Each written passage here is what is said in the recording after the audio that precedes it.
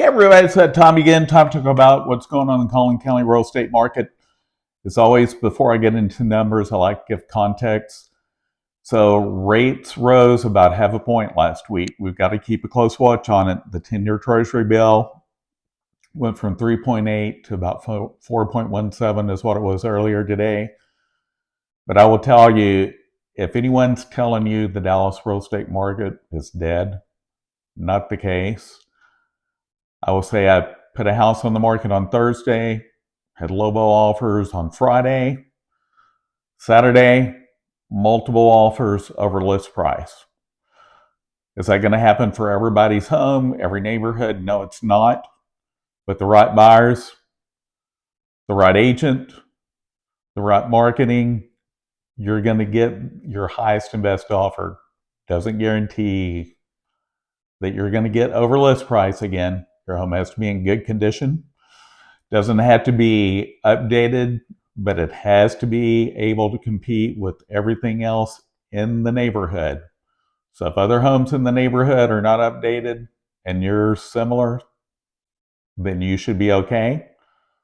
But the big thing is you need to listen to your agent when it comes to pricing. Agents have the data, no one else does. Zillow does not have the data. You as a consumer do not know what a home sold for unless an agent has provided you data from MLS or non-disclosure states, so keep that in mind. Now, let's get into the numbers.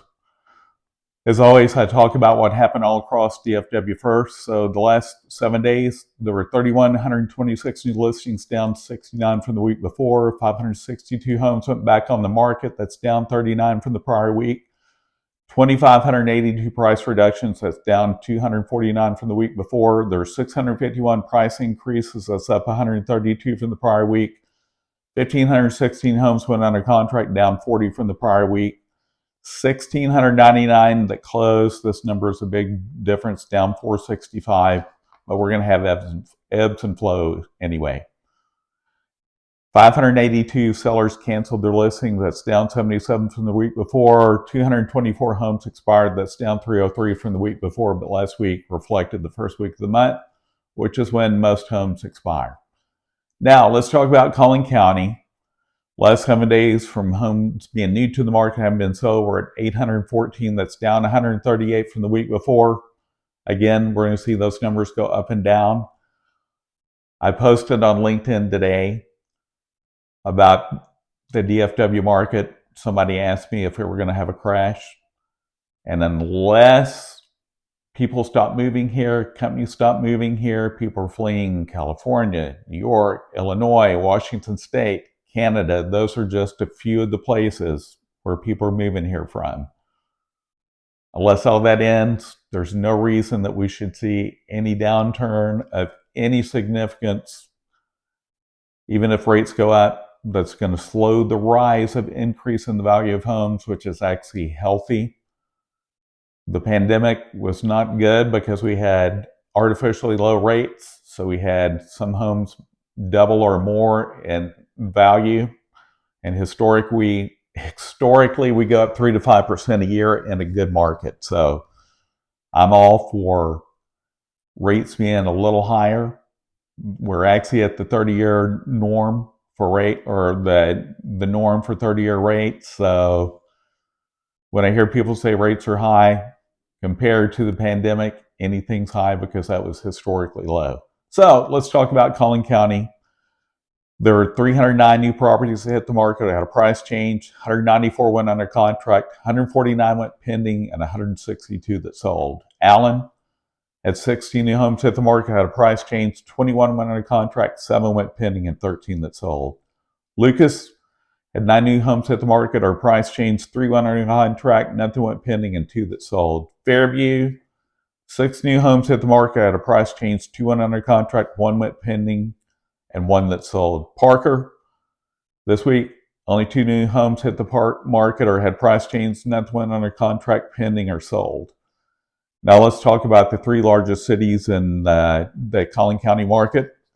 Number 1 this week from homes being new to the market haven't been sold is Mckinney at 194. Frisco, number 2 at 126. Plano, number 3 at 109. You see the big different numbers in McKinney. Prices are below where they are in Frisco. So that right there drives where buyers are looking. And we're starting to see some tech layoffs. So that may affect some of the movement in Frisco because there are a lot of tech workers there, and there's tech salary reductions is what's going on from what I've seen today. Saw a little posting someone put on Google. Let's talk about Plano. 34 new homes hit the market, had a price change. 31 went under contract, 12 went pending, and 32 that sold. Frisco, 41 new homes hit the market, had a price change. 45 went under contract, 24 went pending, and 16 that sold. I always like to point this out every week. We're still a low inventory market. The number of new homes that hit the market barely replace, if at all, the numbers that just went under contract, went pending, or sold. So sellers, it's a great time. Buyers, put your best foot forward. It's not a buyer's market. It's not a seller's market.